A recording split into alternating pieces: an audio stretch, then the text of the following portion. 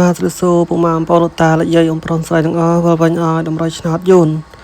ឬឆ្នោតខ្មែរចែកជូនពុកម៉ែបងប្អូនតាលោកយាយផ្សងបានពុកម៉ែបងប្អូនចាំមកជួយ like share បានច្រើនបងប្អូនហើយនេះគឺលទ្ធផលយូនម៉ោង 4 កន្លះចឹងពុកម៉ែបងប្អូនអាចទីមទាត់បានលទ្ធផលម៉ោង 4 កន្លះហើយម៉ោង 4 កន្លះយើងចូលអុកខ្ទង់ស្រាច់ YouTube យើងអស់កៅហើយយើងត្រែងដូចជា98បងប្អូនវាមក96ហើយកៅ5ចឹងស្រាប់បងប្អូន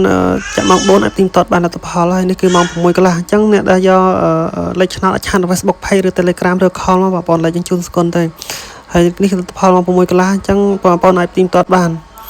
ហើយសម្រាប់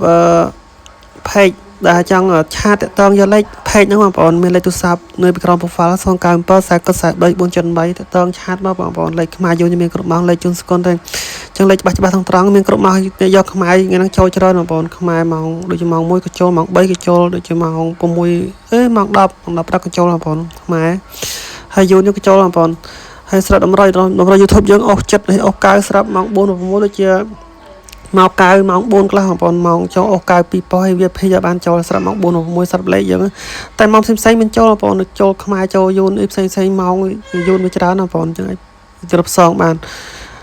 ចឹងយើងចូលតម្រុយនាទី23បងប្អូនហើយកុំភ្លេច like share បានច្រើនចូលតម្រុយនាទី23ស្រាប់តម្រុយនាទី23ថ្ងៃស្អែកលេខល្អបងប្អូនកុំភ្លេចឆាតយកអស់គ្នាខ្មែរយូនមានគ្រប់ម៉ោងស្រាប់លេខអុកខ្ទង់ស្រាប់ថ្ងៃស្អែកអុកខ្ទង់7បងប្អូនអុកខ្ទង់7ហើយនឹងខ្ទង់8ស្រាប់លេខ VIP បងប្អូន VIP ស្អែកយើងឲ្យ75បងប្អូន75ហើយនឹង87បងប្អូន87 75 87ពីក្រោយយើងមានស្រូប8បងប្អូនស្រូប8ហើយនឹងស្រូប8ហើយនឹង17ចឹងលេខយើងចាក់អានតែខ្មែរទាំងយូរបងប្អូនហើយលេខ VIP ម៉ោង 4 6 កុំភ្លេចឆាតយកដល់គ្នាបងប្អូនយើងយកមុនម៉ោង 2 ម៉ោងទៅបងប្អូនចឹងយើងមានតែប៉ុណ្ណឹងបងប្អូនជាចុងក្រោយជូនពរបងប្អូនតាលោកយាយមានលាបញ្ជាក់ទៅឆ្លងសម្រាប់ថ្ងៃស្អែកឲ្យហេង